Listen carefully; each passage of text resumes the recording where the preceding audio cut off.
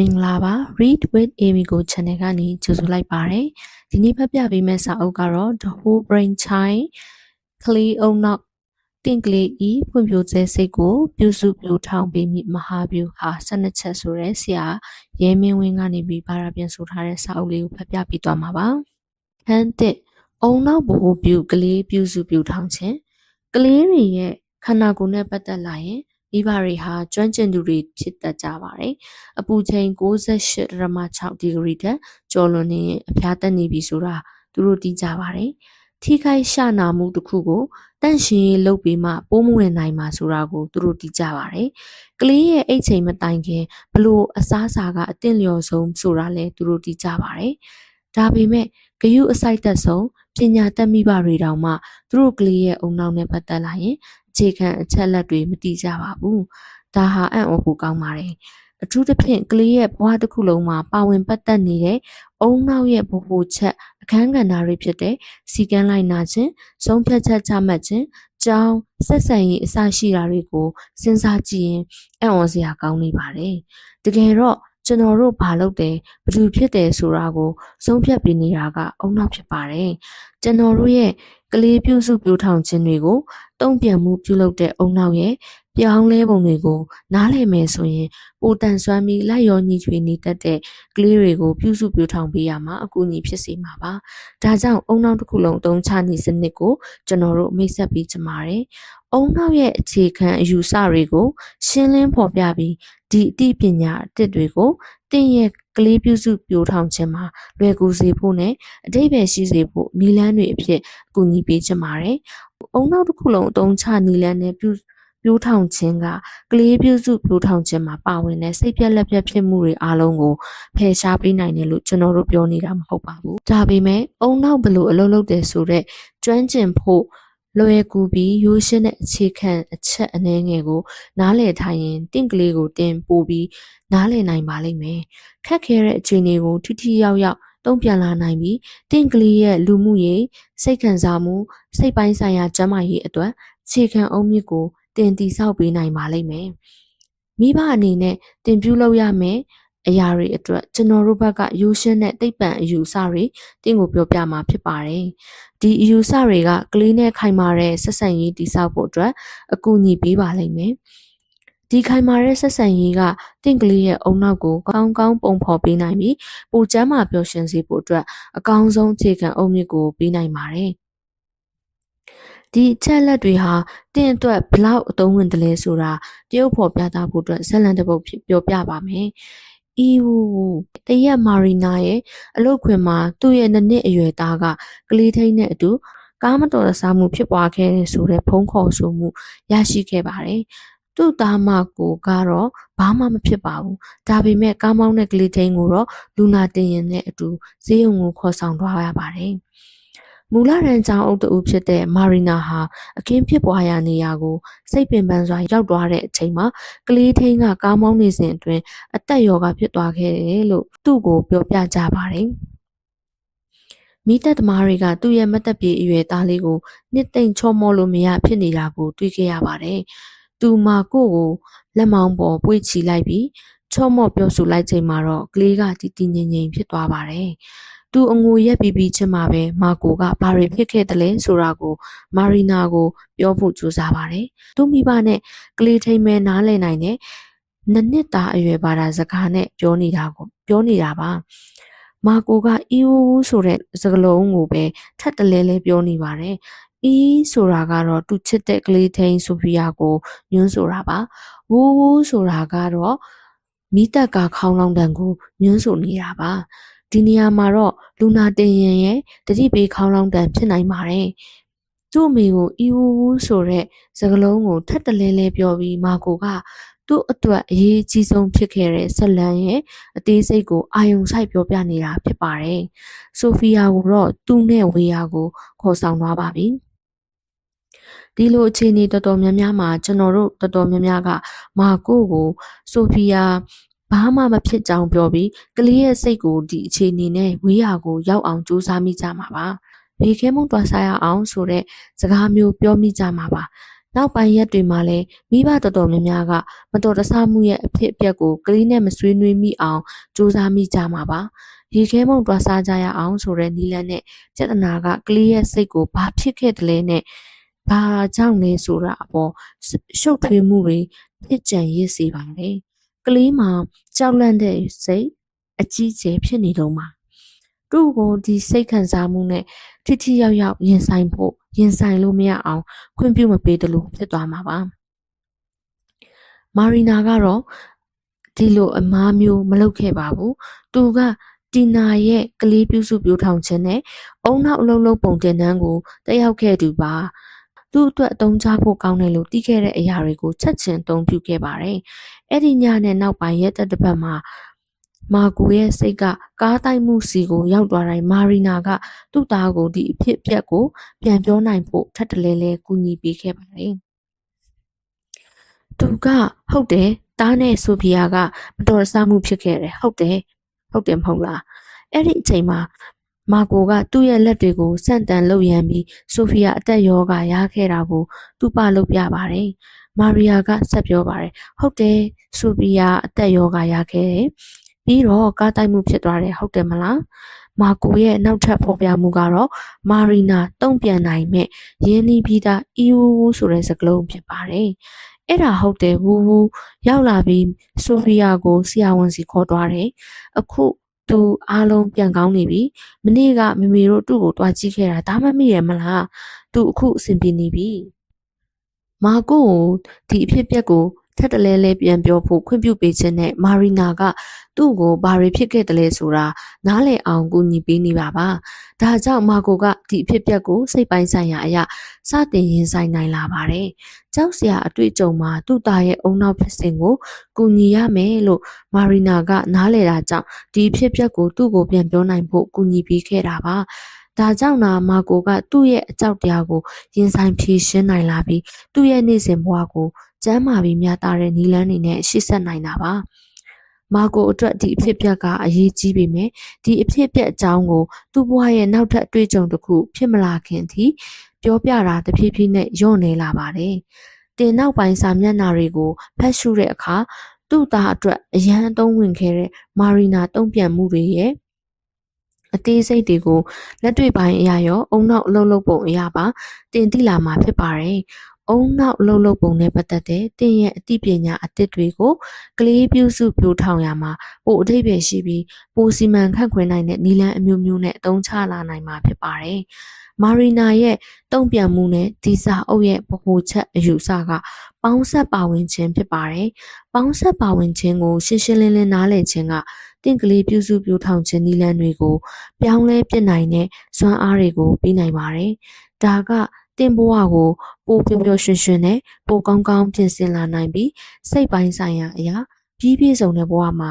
နေထိုင်လာစေနိုင်မှာပါ။ပေါင်းစည်းပါဝင်ခြင်းဆိုတာဘာလဲ။ဘာကြောင့်အရေးကြီးရလဲ။ကျွန်တော်တို့ရဲ့အုံနောက်မှာမတူညီတဲ့အစိတ်ပိုင်းတွေကခြားနာတဲ့အလုပ်တွေလှုပ်ဆောင်နေကြတာကိုကျွန်တော်တို့တော်တော်များများမသိကြပါဘူး။ဥပမာတင့်ရဲကလက်ဝဲဘက်ခြမ်းအုံနောက်ကကျိုးချောင်းစင်ခြင်းစဉ်းစားနိုင်ဖို့နဲ့အသွေးတွေကိုဝက်ကြအဖြစ်ပြောင်းလဲပေးဖို့ကူညီပေးပါတယ်။လက်ရဘက်အုံနောက်ကတော့ဥပမာတင့်ရဲ့လက်ဝဲဘက်ခြမ်းအုံနောက်ကကျိုးချောင်းစင်ခြင်းစဉ်းစားနိုင်ဖို့နဲ့အသွေးတွေကိုဝက်ကြအဖြစ်ပြောင်းလဲပေးဖို့ကူညီပေးပါတယ်။လက်ရဘက်အုံနောက်ကတော့စိတ်ခံစားမှုအတွေ့အကြုံတွေနဲ့စကားတံမဟုတ်တဲ့အချက်အလက်တွေကိုဖတ်ရှုနိုင်ဖို့ကူညီပေးပါတယ်။တစ်မှာအလိုလျောက်တီးစိတ်အရာတုံ့ပြန်နိုင်ပြီးစက္ကန့်ပိုင်းတွင်ဆုံးဖြတ်ချက်ချနိုင်တဲ့တွားတတဝါတွေရဲ့အုံနောက်မျိုးလည်းရှိနေပါတယ်။တစ်အုံနောက်ရဲ့အပိုင်းတစ်ခုကမညံတွေအတွက်ဖြစ်ပြီးနောက်တစ်ပိုင်းကတော့ကျင့်ဝတ်ပိုင်းဆိုင်ရာနဲ့ကျင့်တရားဆိုင်ရာဆုံးဖြတ်ချက်တွေပြုလုပ်ပေးပါတယ်။တစ်အုံနောက်ကကိုယ်တွေအမျိုးမျိုးပိုင်ဆိုင်နေတယ်လို့ပါပဲတချို့ကကြိုးချောင်းဆင်ချင်နိုင်တယ်တချို့ကစိတ်လိုက်မှန်ပါလုပ်တတ်တယ်တချို့ကပြန်လည်သုံးသပ်နိုင်ပါတယ်တချို့ကတော့တစွတ်ထိုးလုပ်တတ်ပါတယ်မတူကွဲပြားတဲ့အချိန်တွေမှာမတူညီတဲ့လူတွေလို့ကျွန်တော်တို့ဖြစ်နေတာအံ့ဩစရာမဟုတ်ပါဘူးဒီအစိတ်ပိုင်းတွေအတူတူကောင်းကောင်းအလုပ်လုပ်နိုင်ဖို့အဓိကအချက်ကတော့သူတို့ကိုပေါင်းစည်းပေးဖို့ဖြစ်ပါတယ်ပေါင်းစည်းခြင်းကတင့်အုံနောက်ရဲ့ကွဲပြားတဲ့အစိတ်ပိုင်းတွေကိုရယူပြီးတခုတည်းအဖြစ်အတူတူအလုပ်လုပ်နိုင်ဖို့ကူညီပေးပါတယ် အုံနောက်ဟာမတူညီတဲ့အလုပ်တွေလုပ်ဖို့မတူညီတဲ့ကိုယ်ရင်းအင်္ဂါတွေရှိနေတဲ့ကျွန်တော်တို့ခန္ဓာကိုယ်လိုပါပဲအစုပ်ကလေးကိုရှူသွင်းတဲ့နှလုံးကတွေးတွေကိုညှစ်ထုတ်ပေးတယ်အစာအိမ်ကတော့အစာတွေကိုချစ်ဖြတ်ပေးပါတယ်ခန္ဓာကိုယ်ကျန်းမာနေဖို့အတွက်ဒီကိုရင်းအင်္ဂါတွေပေါင်းစည်းလုပ်ရပါတယ်တခြားစကလုံးနဲ့ပြောရရင်တပေါင်းတစည်းတဲ့အတူတကွအလုပ်လုပ်နေချိန်မှာသူတို့တစ်ခုချင်းစီရဲ့အလုပ်ကိုလုပ်နေဖို့လိုအပ်ပါတယ်။ပေါင်းစည်းခြင်းဆိုတာတစ်ခုတည်းဖြစ်အလုပ်လုပ်ဖို့မတူတဲ့အစိတ်အပိုင်းတွေဟာပေါင်းစည်းပြီးမျှမျှတတအလုပ်မလုပ်နိုင်ဘူးဆိုရင်အုံနောက်ကအကောင်းဆုံးအခြေအနေကိုမရောက်နိုင်ပါဘူး။ဒါကပေါင်းစည်းခြင်းကလုပ်ပေးတဲ့အရာပါပဲ။အုံနောက်ရဲ့တီချားနေမြေတွေကိုအတူတကွချိတ်ဆက်ပြီးမျှမျှတတနဲ့ပေါင်းဆက်လှုပ်ဆောင်ပေးတာပါ။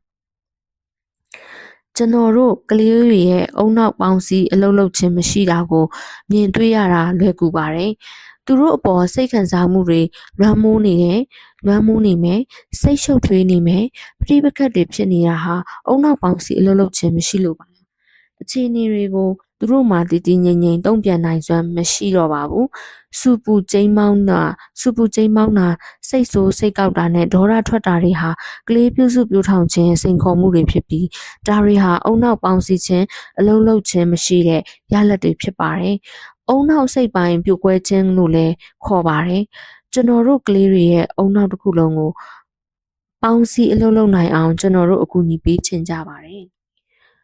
ဥပမာကျွန်တော်တို့ကသူတို့ရဲ့အုံနောက်ကိုအလျားလိုက်ပေါင်းစည်းအလုပ်လုပ်စေချင်ပါတယ်။ဒါမှသာသူတို့ရဲ့လက်ဝဲဘက်အုံနောက်ရဲ့ကြိုးချောင်းဆင်ခြင်နိုင်ခြင်းကလက်ရဘက်အုံနောက်ဖြစ်တဲ့စိတ်ခံစားမှုတွေနဲ့အတူတူကောင်းကောင်းအလုပ်လုပ်နိုင်မှာပါ။သူတို့ရဲ့အုံနောက်ကိုထောင်လိုက်ပေါင်းစည်းပြီးတော့လည်းအလုပ်လုပ်စေချင်ပါတယ်။ဒါမှသာသူတို့ရဲ့လုပ်ရက်တွေအပေါ်တွေးခေါ်မှုလုပ်နိုင်တဲ့အုံနောက်ရဲ့အပေါ်ပိုင်းကအလိုလိုတီးစိတ်တုံ့ပြန်မှုနဲ့ရုန်းကန်ကြိုးစားခြင်းတို့ပြုလုပ်နိုင်တဲ့အုံနောက်ရဲ့အောက်ပိုင်းနဲ့အတူတူကောင်းကောင်းအလုပ်လုပ်နိုင်မှာဖြစ်ပါတယ်။ပေါင်းစည်းအလုပ်လုပ်တဲ့ပုံစံကအံ့ဩစရာကောင်းပါတယ်။ဒါကလူတော်တော်များများတတိမထားမိတဲ့အရာတွေပါ။ပြီးခဲ့တဲ့နှစ်တွေမှာသိပ္ပံပညာရှင်တွေကအရင်ကမဖြစ်နိုင်ခဲ့တဲ့နည်းလမ်းတွေနဲ့သုတေသနပညာရှင်တွေအတွက်အုံနောက်ကိုလေ့လာနိုင်တဲ့အုံနောက်ပုံစံအုံနောက်ပုံရိပ်စစ်ဆေးခြင်းနည်းပညာကိုတည်ထွင်ခဲ့ကြပါတယ်။ဒီနည်းပညာအတက်ကအရင်ကအုံနောက်နဲ့ပတ်သက်ပြီးကျွန်တော်တို့ယုံကြည်ထားတဲ့အရာတော်တော်များများကိုအတည်ပြုပေးပါတယ်။ဒါပေမဲ့ nerve jaw သိပ္ပံပညာရဲ့ neuroscience ရဲ့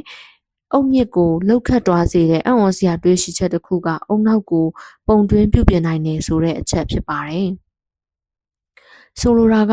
ကျွန်တော်တို့ရဲ့ဘဝတစ်လျှောက်လုံးမှာအုံနောက်က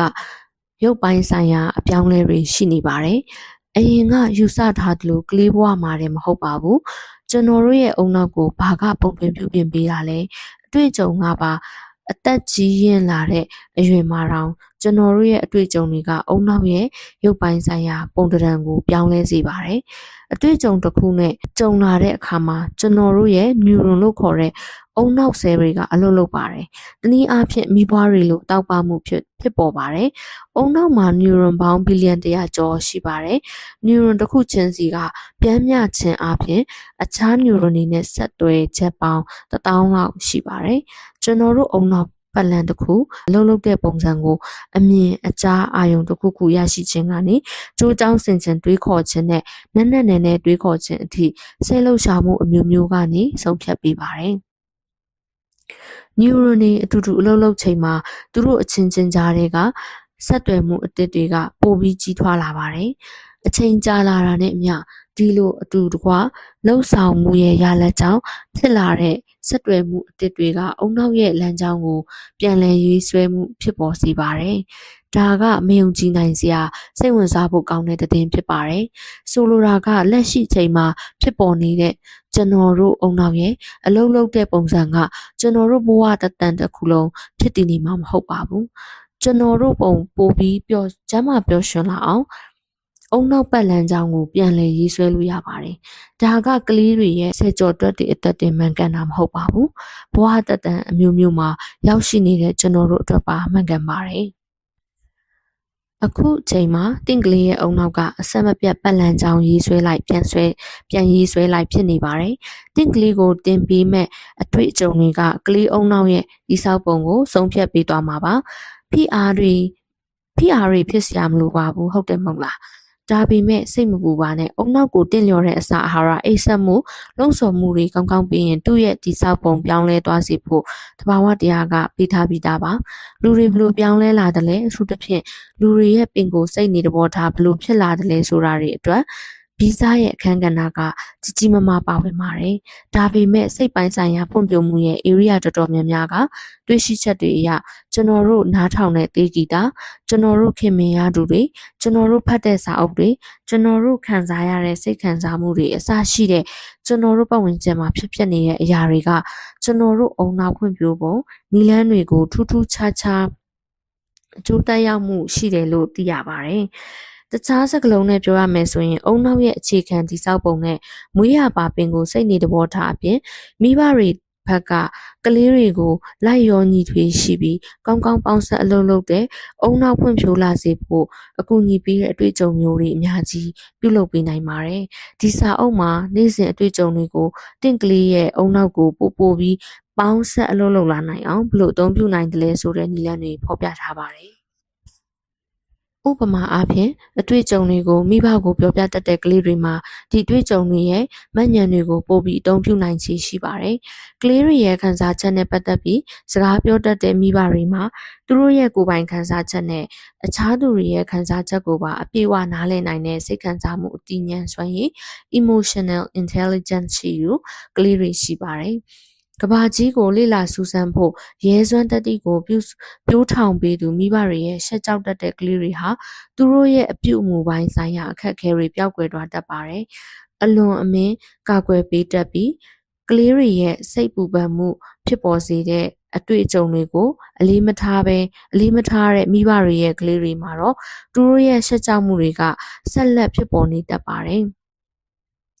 ဒီအမြင်ကိုထောက်ခံနေတဲ့သုတေသနတွေ့ရှိမှုတွေနဲ့ကလေးဖွံ့ဖြိုးမှုဆိုင်ရာသိပ္ပံနယ်မြေတစ်ခုလုံးရှိနေပါတယ်။ကလေးအုံနောက်ရဲ့ဖွံ့ဖြိုးမှုကိုမိဘကပေးနိုင်တဲ့အတွေ့အကြုံတွေကတဆင့်မိဘကဓာတ်ရိုက်ပုံဖော်ပေးနိုင်တယ်ဆိုတာကိုလက်ခံထားတဲ့ nerve jaw သိပ္ပံဆိုင်ရာရှာဖွေတွေ့ရှိမှုတစ်ခုရှိပါတယ်။ဥပမာကလေးရဲ့စကရင်ကြည့်ရှုမှုကြာချိန်ဗီဒီယိုဂိမ်းကစားခြင်း TV ကြည့်ရှုခြင်းတို့ကကလေးရဲ့အုံနောက်ကိုတိတာတဲ့နည်းလမ်းတွေနဲ့ဖော်ပြပေးပါတယ်။ပညာရေးဆိုင်ရာလှုပ်ရှားမှုအားကစားနဲ့ဂီတတို့ကအုံနောက်ကိုအခြားနည်းလမ်းတစ်ခုနဲ့ပုံဖော်ပေးပါတယ်။မိသားစုဝင်တွေမိတ်ဆွေတငယ်ချင်းတွေနဲ့အချိန်အတူကုန်ဆုံးတာဆက်ဆံရေးတွေကိုတင်ယူလေ့လာတာအထူးသဖြင့်မျက်နှာချင်းဆိုင်ဆက်ဆံရေးတွေကလည်းအုံနောက်ကိုအခြားနည်းလမ်းတစ်ခုနဲ့ပုံဖော်ပေးပါတယ်။ကျွန်တော်တို့အပေါ်ဖြစ်ပျက်ခဲ့သမျှအရာတိုင်းကအုံနောက်ရဲ့ဖွံ့ဖြိုးပုံနည်းလမ်းတွေအပေါ်အကျိုးသက်ရောက်မှုဖြစ်ပေါ်ပါတယ်။အုံနောက်ပတ်လည်ရေးဆွဲခြင်းနဲ့ပြန်လည်ရေးဆွဲခြင်းဆိုတာအုံနောက်ပေါင်းဆက်အလုပ်လုပ်ခြင်းပါပဲ။ကလေးအုံနောက်ရဲ့မတူညီတဲ့အစိတ်ပိုင်းတွေဆက်တွဲလာနိုင်အောင်အတွေ့အကြုံတွေပြုလုပ်ပေးခြင်းဖြစ်ပါတယ်။ဒီအစိတ်ပိုင်းတွေအတူတကွပေါင်းဆက်အလုပ်လုပ်ခြင်းမှာအုံနောက်ရဲ့မတူညီတဲ့အစိတ်ပိုင်းကိုဆက်တွဲပေးနေတဲ့အမြင်တွေဖန်တီးဖြစ်ပေါ်လာပြီးခိုင်မာတန်ဆွမ်းလာစေပါတယ်။ရလက်အနေနဲ့သူတို့ဟာပိုစွမ်းအားကြီးတဲ့နီလန်းနဲ့ဆက်တွဲလာပြီးပိုပြီးစီးချက်ညီညီအောင်အတူတကွအလုံးလုံးနိုင်ပါတယ်။တံပြိုင်ဒီဆိုရတဲ့တေးဂီတပွဲတစ်ခုမှာအဆိုရှင်တဦးချင်းစီကသူတို့ရဲ့ကွဲပြားတဲ့အတန်ကိုစီးချက်ညီတီးဆိုပြီးဘယ်သူမှမဖန်တီးနိုင်တဲ့စုပေါင်းအတန်ကိုပြုလုပ်လိုက်တယ်လို့ပဲပေါင်းစည်းအလုပ်လုပ်တဲ့အုံနောက်ကအစိတ်ပိုင်းတစ်ခုချင်းစီတီးတန့်အလုပ်လုပ်နိုင်တာထက်ပိုမိုပြီးအလုပ်လုပ်နိုင်စွမ်းရှိပါတယ်။ဒါကကျွန်တော်တို့ကလေးတယောက်ချင်းစီတိုင်းအတွက်ကျွန်တော်တို့လုပ်ပေးခြင်းတဲ့အရာဖြစ်ပါတယ်။သူတို့ရဲ့အုံနောက်ကိုပိုပြီးပေါင်းဆက်အလုပ်လုပ်နိုင်အောင်အကူအညီပေးမှသာသူတို့ရဲ့စိတ်ပိုင်းဆိုင်ရာအရင်းမြစ်တွေကိုတုံးချနိုင်စွမ်းအပြည့်အဝရှိလာမှာပါ။ဒါကမာကိုအတွက်မာရီနာပြုလုပ်ပေးခဲ့တဲ့အရာအတိအကျပဲဖြစ်ပါတယ်။မာရီနာကမာကိုကိုသူ့ရဲ့အီဝူဇလန်ကိုဆက်တလဲလဲပြောဖို့ခွင့်ပြုပေးတဲ့အချိန်မှာမာကိုရဲ့လက်ရဘက်အုံနောက်ကကြောက်လန့်စရာနဲ့အထိတ်တလန့်ဖြစ်စရာစိတ်ခံစားမှုတွေကသူ့ကိုလွမ်းမိုးမလာအောင်ရှော့ချပေးနေတာဖြစ်ပါတယ်။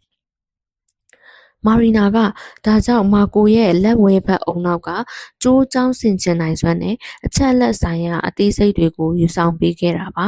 ဒါကြောင့်ဖွံ့ဖြိုးစအရွယ်ဖြစ်တဲ့နှစ်အရွယ်မှာကိုကဒီမတော်တဆမှုကိုသူ့အတွက်အဓိပ္ပာယ်ရှိတဲ့နည်းလမ်းတွေနဲ့ရင်ဆိုင်ဖြေရှင်းလာနိုင်ပါတယ်။တကယ်လို့သူ့ရဲ့အမေရာဒီဖြစ်ပျက်ကိုနားလည်အောင်ပြန်ပြောခွင့်မပေးခဲ့ဘူးဆိုရင်မာကိုရဲ့အကြောက်တရားတွေဟာဖြေရှင်းမှုမရှိဘဲကြံရှိနေမှာဖြစ်ပြီးအခြားနည်းလမ်းတွေနဲ့ပေါ်ထွက်လာနိုင်ပါတယ်။ကားစီးရမှာကြောက်တဲ့အကြောက်ရောဂါဖြစ်ပေါ်လာတာဒါမှမဟုတ်မိဘတွေနဲ့ဝဲခွာသွားရမှာကိုကြောက်တာဒါမှမဟုတ်သူ့ရဲ့လက်ရဘက်အုံနောက်ကစိတ်ဆိုးဒေါသထွက်မှုတွေကိုမထိန်ချုပ်နိုင်တာတွေဖြစ်လာပြီးမကြာခဏစုပူတောင်းကျမ်းတဲ့အခြေအနေတွေဖြစ်လာနိုင်ပါတယ်။အဲ့ဒီအစားမာရီနာကမာကိုကိုအဖြစ်အပျက်ကိုပြန်ပြောပြစေခြင်းနည်းလမ်းနဲ့သူ့ရဲ့အာယုံစိုက်မှုကိုမတော်တဆမှုရဲ့အသေးစိတ်အချက်အလက်တွေနဲ့သူ့ရဲ့စိတ်ခံစားမှုမှာပါအာယုံစူးစိုက်နိုင်အောင်ကူညီခဲ့ပါတယ်။ဒါကသူ့ရဲ့လက်ဝဲဘက်နဲ့လက်ရဘက်အုံနောက်ကိုအတူတကွအလုပ်လုပ်စေဖို့ဖွင့်ပြပေးပြီးသူတို့ကြားကဆက်သွယ်မှုကိုခိုင်မာလာစေပါတယ်။ဒီယူဆကိုခန်းနှစ်မှာအပြည့်စုံရှင်းပြထားပါတယ်။မာကိုရဲ့အုံနောက်ကိုပေါင်းဆက်အလုပ်လုပ်နိုင်အောင်အကူအညီပေးခဲ့ခြင်းနဲ့မာကိုကသူတွေ့ကြုံခဲ့တဲ့အကြောက်တရားတွေ PR တွေကန့်ညှိနေမဲ့အစားပုံမှန်နှစ်အရွယ်ကလေးတယောက်ရဲ့ဖွံ့ဖြိုးဆဲအခြေအနေကိုပြန်ရောက်လာပါတယ်။နောက်ထပ်ဥပမာတစ်ခုကိုကြည့်ရအောင်။အခုချိန်မှာတင်ရောတင့်ညီကိုမောင်မတွေပါလူကြီးဖြစ်နေကြပါပြီ။ဓာတ်လီကားထဲကခလုတ်ကိုနှိပ်ဖို့သူတို့ရန်ဖြစ်နေကြသေးလားမဖြစ်ကြတော့ပါဘူး။ကျွန်တော်တို့လည်းမဖြစ်ဖို့မျှော်လင့်ပါတယ်။ဒါပေမဲ့တင့်ကလေးတွေကဒီလိုပြဿနာမျိုးမှာငင်းခုန်ရန်ဖြစ်နေကြလား။သူတို့ဟာကလေးတွေဒါဖြစ်လို့အငင်းခုန်ရန်ဖြစ်နေကြမှာပါ။ဒီမတူညီမှုရဲ့အကြောင်းရင်းကိုပြောရရင်ကျွန်တော်တို့ရဲ့အုံနောက်နဲ့သူ့ရဲ့ပေါင်းစည်းအလုပ်လုပ်ခြင်းစီပဲပြန်ရောက်သွားမှာပါ။ညီကိုမောင်နှမတွေကြားကအပြိုင်ဆိုင်တွေဟာတခြားကလေးပြုစုပြိုထောင်ခြင်းစိန်ခေါ်မှုတွေဖြစ်တဲ့စူပူတောင်းကျမ်းခြင်းစကားနားမထောင်ခြင်းအိမ်စာလုပ်လို့ပြောရခက်ခြင်းစီကံလိုက်နာမှုပြဿနာနဲ့အစရှိရဲ့ပြဿနာတွေလိုပဲခက်ခဲပါတယ်ကျွန်တော်တို့ရှင်းပြထားသလိုပဲအဲ့ဒီနေ့စဉ်ကလေးပြုစုပြောထောင်ခြင်းစိန်ခေါ်မှုတွေကတင့်ကလေးရဲ့အုံနောက်မှာပေါင်းဆက်အလုပ်လုပ်မှုကင်းမဲ့နေလို့ပါကလေးရဲ့အုံနောက်အမြဲတမ်းပေါင်းဆက်အလုပ်မလုပ်နိုင်ခြင်းအကြောင်းရင်းကရိုးရှင်းပါတယ်သူ့မှာဖွံ့ဖြိုးဖို့အချိန်မရှိလို့ပါတကယ်တော့လူတစ်ယောက်ရဲ့အုံနောက်ဟာ20ကျော်အရွယ်အထိအပြည့်အစုံဖွံ့ဖြိုးခြင်းမရှိသေးဘူးလို့ယူဆတဲ့အတွက်တွားရမယ့်ခရီးကအရှိကြီးကျန်ရှိနေပါသေးတယ်ဒါကြောင့်အဲ့ဒါကတည်င်းဆိုဖြစ်ပါတယ်။တင့်ကလေးရဲ့အုံနောက်ဖွံ့ဖြိုးလာမယ့်အချိန်ကိုတင်ဆောင်ဆိုင်ရတော့မှာပါ။တင့်ရဲ့မူကြိုအရွယ်ကလေးကဘလောက်ပဲထက်မြက်နေပါစေ။သူ့မှာ10နှစ်အရွယ်ကလေးရဲ့အုံနောက်မရှိသလိုနှစ်ပေါင်းများစွာအထိရှိလာမှာမဟုတ်ပါဘူး။အုံနောက်ရင်းချက်ဖွံ့ဖြိုးမှုနှုန်းကိုကျွန်တော်တို့အမွေဆက်ခံရရှိတဲ့ဗီဇကလွှမ်းမိုးပါတယ်။ဒါပေမဲ့ပေါင်းဆက်အလုပ်လုပ်နိုင်မှုအတိုင်းအတာကိုတော့ကျွန်တော်တို့ရဲ့နေ့စဉ်ကလေးပြုစုပြောထောင်ခြင်းလုပ်ရက်တွေကအတိအကျလွှမ်းမိုးကောင်းလွှမ်းမိုးနိုင်ပါတယ်။တည်င်းကောင်းကတော့နေ့စဉ်အဖြစ်အပျက်တွေကိုအသုံးပြုပြီးတင့်ကလေးရဲ့အုံနောက်ပေါင်းဆက်အလုပ်လုပ်ပြီးကြီးထွားလာခြင်းကိုတင်လွှမ်းမိုးနိုင်တယ်ဆိုတဲ့အချက်ဖြစ်ပါတယ်။ပထမဆုံးတင့်ကလေးရဲ့ကွဲပြားနေတဲ့အုံနောက်အစိတ်ပိုင်းတွေကိုလေ့ကျင့်ခံလုပ်နိုင်ဖို့အခွင့်အရေးပေးခြင်းနဲ့ဖွံ့ဖြိုးလာအောင်ပြုလုပ်နိုင်ပါတယ်။ဒုတိယအနေနဲ့ပေါင်းစည်းအလုပ်လုပ်နိုင်အောင်အားပေးရမှာပါ။ဒါမှဒါကွဲပြားနေတဲ့အစိတ်ပိုင်းတွေကောင်းကောင်းဆက်သွယ်လာပြီးပိုစွမ်းအားကောင်းတဲ့ပိုစွမ်းအားမြင့်တဲ့နည်းလမ်းနဲ့အလုပ်လုပ်လာနိုင်မှာပါ။ဒါကတင့်ကလေးရဲ့ကြီးထွားမှုမြန်ဆန်လာအောင်လုပ်တာမဟုတ်ပါဘူး။သူတို့အုံနောက်ရဲ့အစိတ်ပိုင်းတော်တော်များများကိုဖွံ့ဖြိုးလာအောင်နဲ့ပေါင်းဆက်အလုပ်လုပ်နိုင်အောင်ရိုးရိုးရှင်းရှင်းအကူအညီပေးနေတာဖြစ်ပါတယ်။တင်နဲ့တင့်ကလေးကအတွေ့အကြုံအားလုံးကိုအတိတ်ပဲရှိလာအောင်စိတ်ပူပန်စွာနဲ့စ조사ပြီးပြင်ပန်းနှွမ်းနေမှုဖြစ်နေရမယ်လို့ကျွန်တော်တို့မဆိုလိုပါဘူး။တင်ကတင့်ကလေးနဲ့အတူရှိနေတာနဲ့သူတို့ပေါင်းဆက်အလုပ်လုပ်နိုင်အောင်ကူညီနိုင်တယ်လို့ပြောနေတာပါ။ရလက်အနေနဲ့တင့်ကလေးရဲ့စိတ်ခံစားမှုပိုင်းဆိုင်ရာအသိဉာဏ်ဆိုင်ရာနဲ့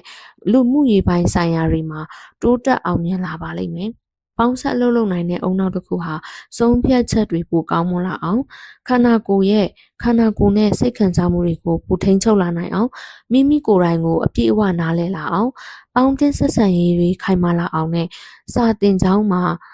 အောင်မြင်မှုတွေရလာအောင်ပြုလုပ်ပေးနိုင်ပါတယ်။ဒါတွေအားလုံးဟာအတွေ့အကြုံရှိမိဘနဲ့ကလေးထိန်းတွေပေးအပ်နိုင်တဲ့စိတ်ကျန်းမာရေးနဲ့ပေါင်းစည်းလုပ်ခြင်းအုတ်မြစ်ကနေစတင်ပါတယ်။အလိုက်တဲ့မျောပါခြင်း ဗယံပရာဖြစ်ခြင်းနဲ့တင်းမာကြက်တဲမှုကြားမှာရည်စည်းကြောင်းကိုထိန်းချောင်းမောင်းနှင်ခြင်းကလေးတစ်ယောက်ဒါမှမဟုတ်လူကြီးတစ်ယောက်ရဲ့အုံနောက်ပေါင်းစီအလုပ်လုပ်နေတဲ့အချိန်မှာဘလို့ပုံစံဖြစ်နေတယ်လဲဆိုတဲ့အခြေအနေတွေရဲ့အသေးစိတ်ကိုလေ့လာကြည့်ပါမယ်လူတစ်ယောက်ရဲ့အုံနောက်ကောင်းကောင်းပေါင်းစီအလုပ်လုပ်နေတယ်ဆိုရင်သူ့ရဲ့စိတ်ကျန်းမာရေးရောခန္ဓာကိုယ်ကျန်းမာရေးပါရရှိနေပါတယ်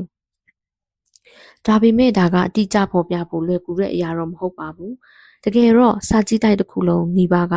စိတ်ယောဂတွေအကြောင်းရေးသားဖော်ပြထားပေမဲ့စိတ်ကျန်းမာရေးအကြောင်းကိုဖော်ပြတာရှားပါတယ်ဒန်ကစိတ်ကျန်းမာရေးရဲ့အတိတ်ဘယ်ကိုဥဆောင်ဖွင့်ဆိုသူဖြစ်ပြီးအခုဆိုရင်ကမ္ဘာအနှံ့ကသူတေသနာပညာရှင်တွေနဲ့စိတ်ယောဂပညာရှင်တွေကစတင်အသုံးပြုလာကြပါပြီဒါကပေါင်းစည်းအလုပ်လုပ်ခြင်းအယူဆပေါ်အခြေခံထားတာဖြစ်ပြီးအုံနောက်ပတ်ဝန်းကျင်ကရှုပ်ထွေးတဲ့ဆက်ဆံရေးပြောင်းလဲမှုတွေပါဝင်ပါတယ်။ဒါကိုဖော်ပြနိုင်တဲ့ရိုးရှင်းတဲ့နည်းလမ်းတွေကတော့စိတ်ကျန်းမာရေးကိုကျန်းမာမှုမြင့်ရည်စည်းကြောင်းထဲမှာကျွန်တော်တို့နေထိုင်နိုင်စွမ်းရှိတဲ့စွမ်းရည်အဖြစ်ဖော်ပြတာပဲဖြစ်ပါတယ်။ကျေးလက်ဒေတာတလျှောက်ကိုဖြတ်ပြီးငိမ့်ငိမ့်ညောင်ညောင်စီးဆင်းနေတဲ့မြစ်တစ်စင်းကိုစိတ်ကူးကြည့်ပါ။ဒါကတင်းရဲ့ကျမ်းမာခြင်းမြင့်ရည်စည်းကြောင်းပဲဖြစ်ပါတယ်။တင်းရဲ့ကနူးလီမှာငြိမ်းချမ်းစွာရှိနေပြီးရေထဲမှာရှိနေတဲ့အချိန်တိုင်းမှာတင်းကတင့်ပတ်ဝန်းကျင်ကကဘာနဲ့ကောင်းမွန်တဲ့ဆက်ဆံရေးရှိနေတယ်လို့ရီဘွန်ရအားဖြင့်တင်ခံစားရမှာပါ။တင်းမှာတင်ကိုယ်တိုင်တခြားလူတွေနဲ့တင်ဘဝအပေါ်ရှင်းလင်းပြတ်သားတဲ့နားလည်မှုရှိနေပါတယ်။ခြေနေတွေပြောင်းလဲသွားတဲ့အခါမှာလဲတင်မှာ